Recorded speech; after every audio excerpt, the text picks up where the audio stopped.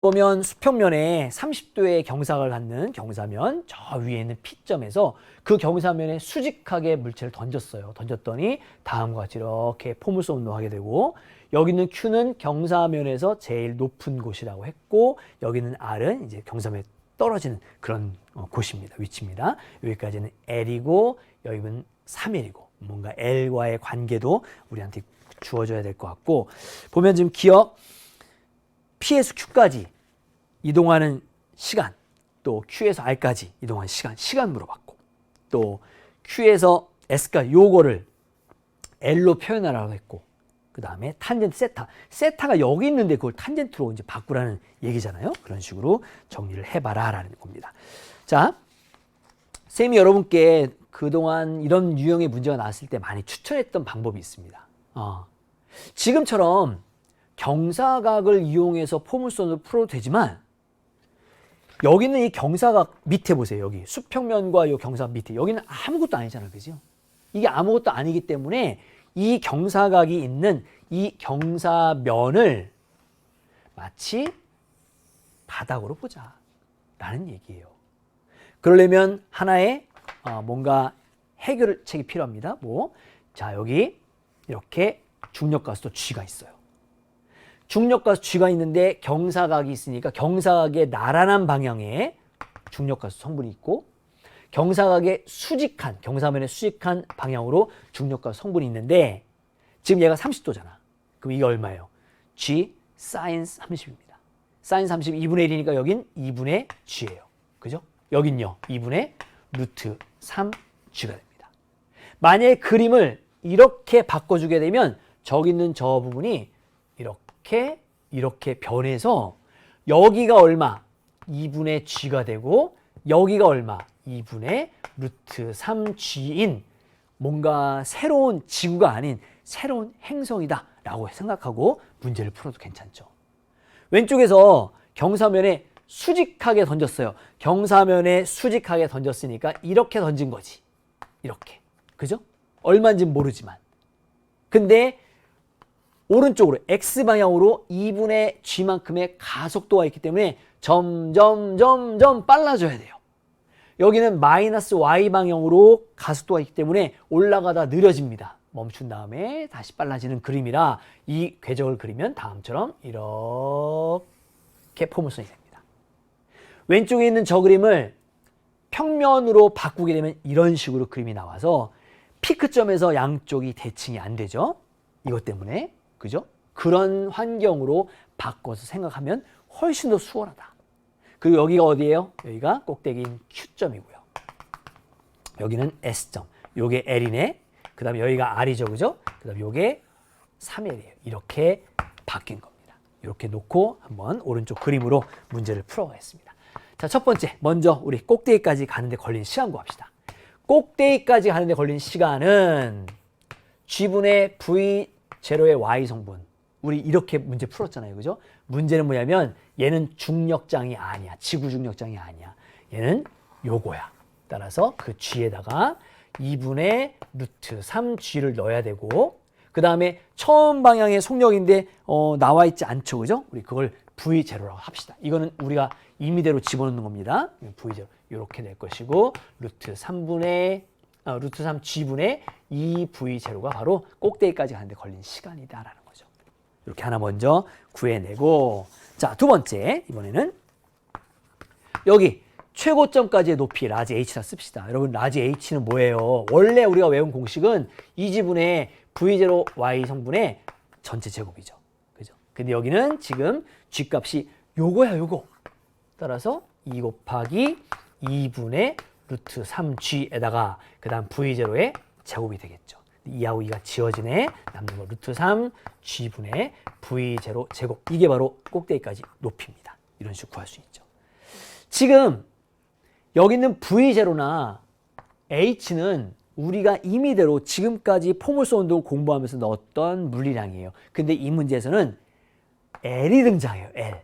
그죠? 그래서 그 L을 이용해서 문제를 풀어야 되겠죠. 자, 한번 해봅시다. 자, 어디까지? 여기부터 어디까지? 여기까지. 여기부터 여기까지 전체 얼마? 4L 갑니다.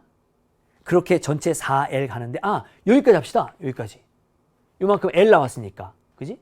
그러면 처음에 X방향으로는 속력이 0. 그럼 V0t는 없어져요. 그 다음에 2분의 1. 그 다음에 AT제곱인데 그때 가속도는 요거 넣어야지. 2분의 G에다가 T는 여기서부터 여기까지 올라가는 시간 요거예요. 그럼 요거를 루트 3 G분의 2V0 이렇게 쓸 수 있단 말이죠. 그죠? G하고 G하고 없어지고 2하고 2 없어지고 나면 남는 게 뭐가 남습니까? G하고 그 다음에 요게 2분의 1 AT 제곱이니까 이거 T를 제곱해야 되지. 이거 제곱해서 다시 한번 쓸게요. 2분의 1 A 그 다음에 T 제곱 이거 제곱해야 되는구나.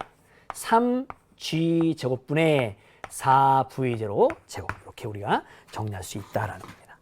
자, 지워지는 게 보이죠, 그죠? 어떤 거 지워집니까? 일단 2하고 2 곱해서 4가 이거 하나 지워지고 그 다음에 위에 있는 G하고 아래에 있는 G하고 지워지고 나면 결국에 여기 있는 요 G분의 그지? G분의 V0 제곱이 3 넘기면 3L이 돼서 요 보이나요? 요렇게 보이나요? 또 요 G분의 V0 제곱이 여기 있는 요 3L로 바뀌기 때문에 여기다가 집어넣을 수 있네. 어떻게? 루트 3분의 3L 이렇게. 그죠? 여러분 요 계산은 얼마입니까? 루트 3L이죠. 이 꼭대기까지 높이 H를 문제 준 거 루트 3L로 바꿔 쓸 수 있구나 라는 겁니다. 그 부분이 또 우리 보기에도 나와 있죠. 그죠? 그런 것도 확인할 수 있다라는 겁니다. 자, 계속 한번 이어봅시다. 일단 기억은 물체가 P에서 Q까지 이동하는데 걸린 시간은 Q에서 R까지 가는데 이동한 시간과 같다. 당연하죠. 꼭대기까지 가는 시간과 내려오는 시간은 같지. 물론 왼쪽에 있는 우리 원래 그림에서도 충분히 풀 수 있고 기억은 일단 맞는 거 분명히 확인할 수 있고 니은 Q에서 S까지 얼마? 루트 3L인 거 찾아낼 수 있고 그 다음 디귿 탄젠트 세타 여기가 지금 세타예요 여러분. 이렇게 세타거든요. 그죠? 근데 그 세타를 만드는 게 뭐지? 당연히 여기서의 속력과 X방향 속력 이렇게 하나 구하고요. 그 다음에 Y방향 속력 이렇게 구하고 나면 그들을 합성한 요게 바로 여기가 세타니까 여기가 세타가 된단 말이죠. 근데 여러분 봐요.